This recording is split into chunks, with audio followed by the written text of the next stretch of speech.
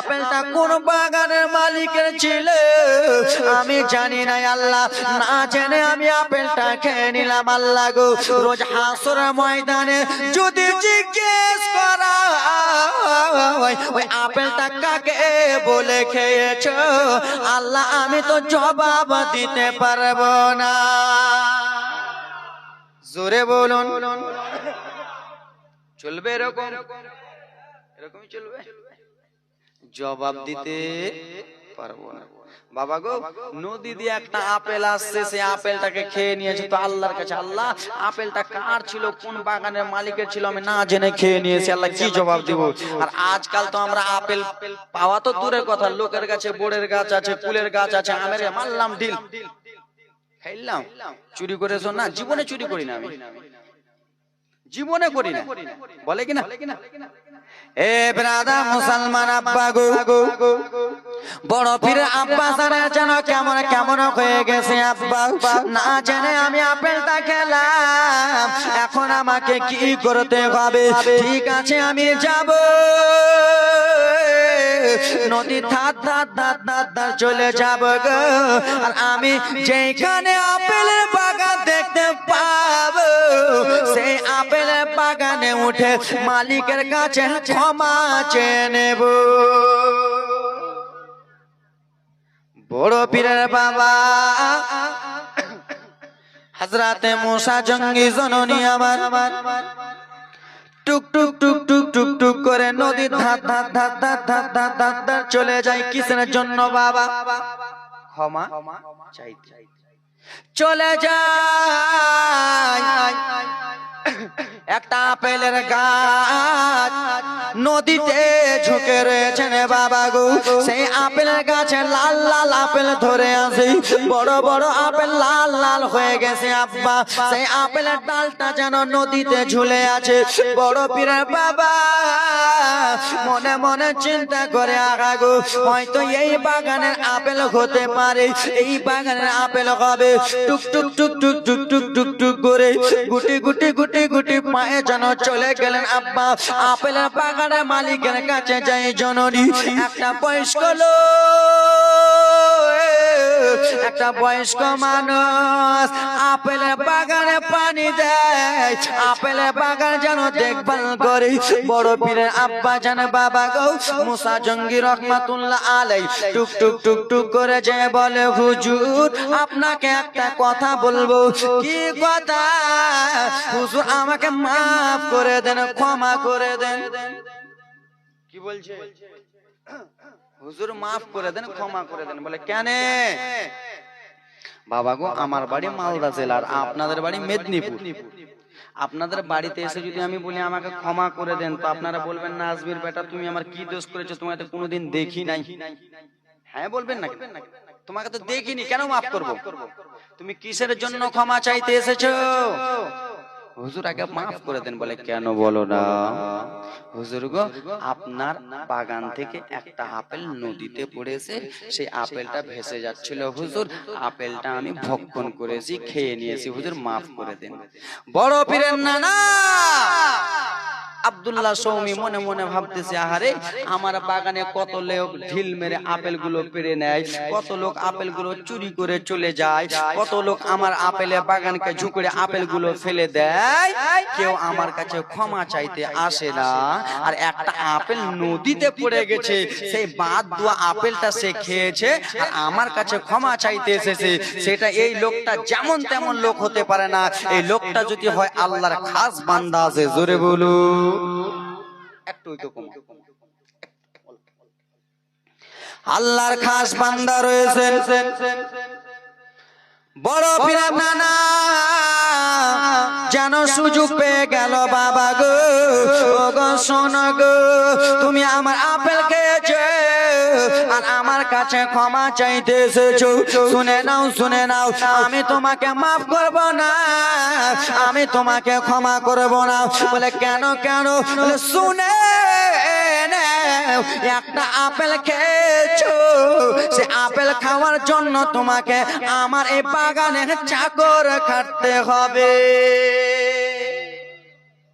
কি খাটতে হবে? চাকর খাটতে হবে।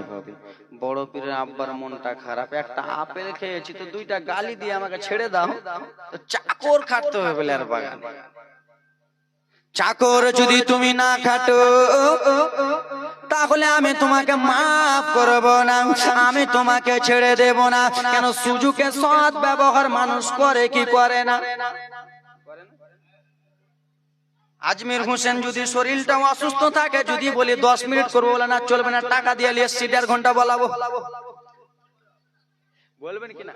একটা কথার মানে বলতেছি, এরা উদাহরণ বুঝে না, মেদিনীপুরের লোকেরা বুঝবে বুঝবে বুঝবে একটু পরে। এ জননী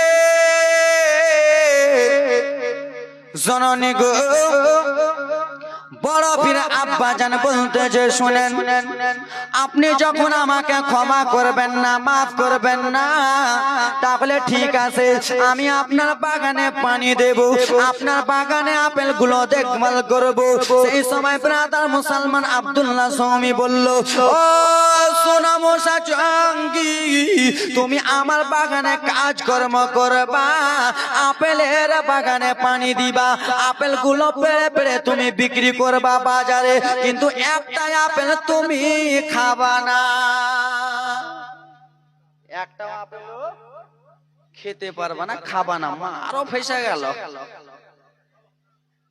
একটা আপেল খেতে পারবে না, ফেসে গেল মা।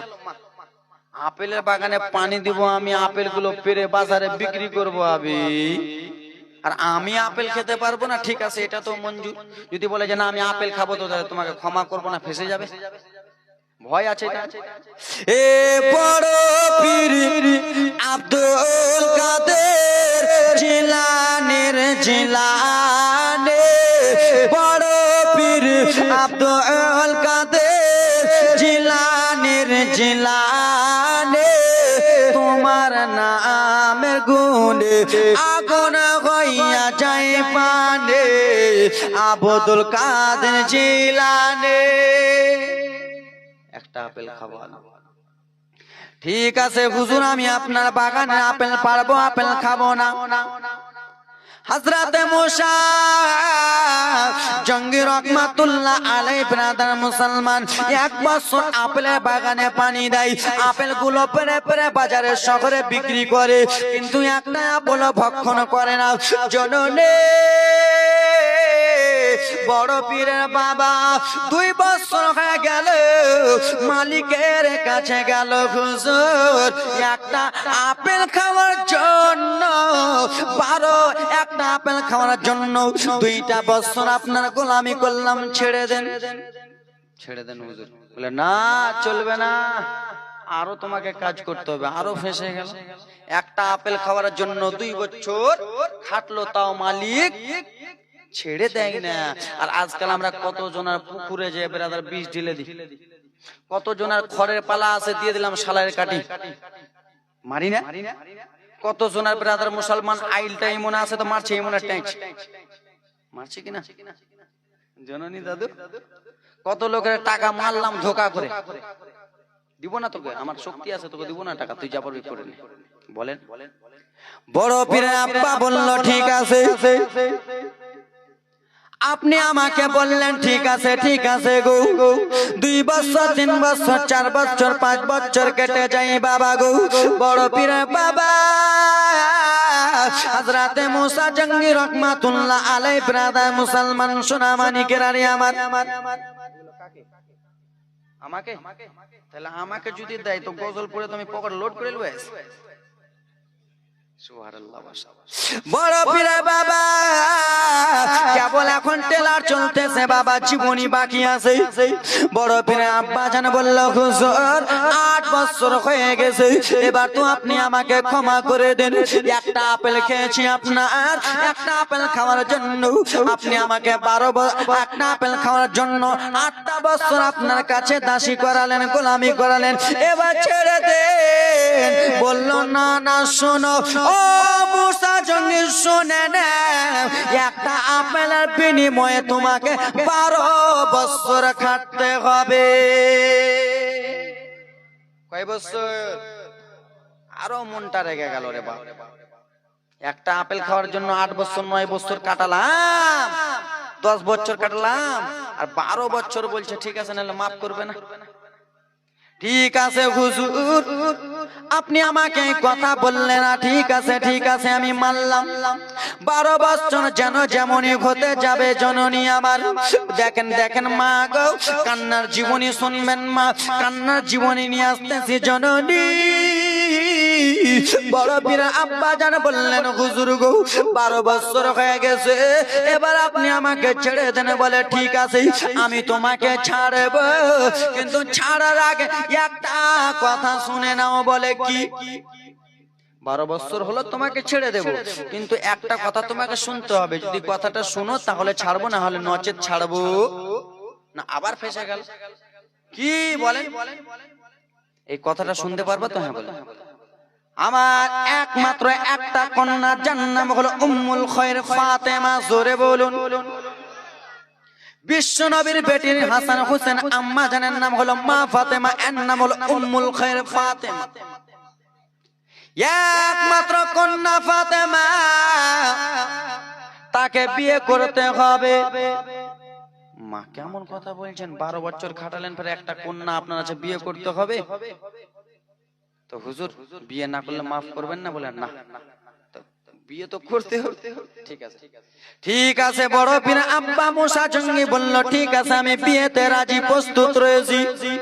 ও মুসা, তুমি তো বিয়ে করতে চাইলা, প্রস্তুত রয়েছো, কিন্তু তুমি তো একবারও জানলে না আমার মেয়েটা কেমন রয়েছে, আমার মেয়েটা দেখতে কেমন রয়েছে।